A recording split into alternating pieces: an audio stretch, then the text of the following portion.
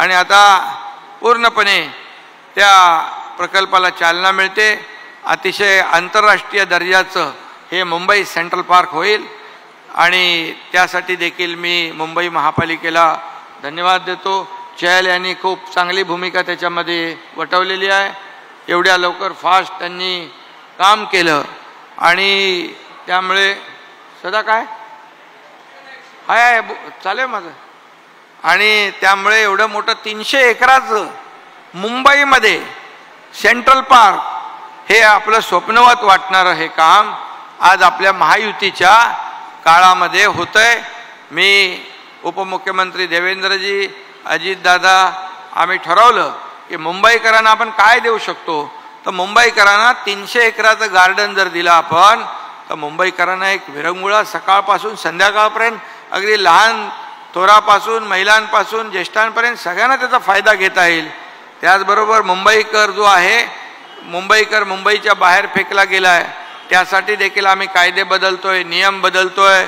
रिडेव्हलपमेंटचे प्रकल्प रखडलेत, SRA रखडलेत, धोकादायक इमारती रखडल्यात, या सगळ्या रखडल्यात।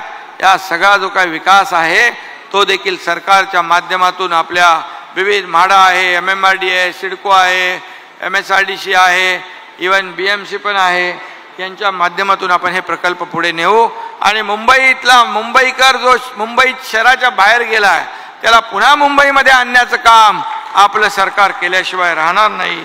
आणि म्हणून इथे हिरवळ जास्तीत जास्त हिरवळ आपल्याला हे अर्बन फॉरेस्ट म्हणतो डीप क्लीन ड्राईव्हमध्ये हे अर्बन फॉरेस्ट आपण म्हणतो तसंच तिथे मोठ्या प्रमाणावर एक आपल्याला करता येईल ती संधी या मुंबई सेंट्रल पार्कमध्ये मिळेल।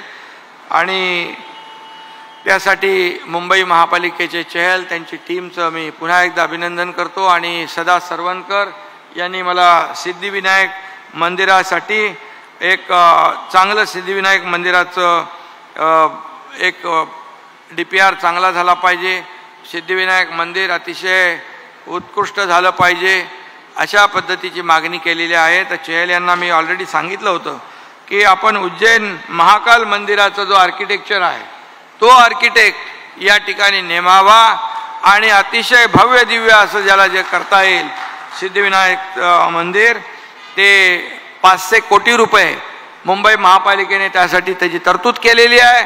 त्याबद्दल देखील मुंबई महापालिकेला मी मनापासून धन्यवाद देतो आणि आपल्या सगळ्यांना खूप खूप शुभेच्छा।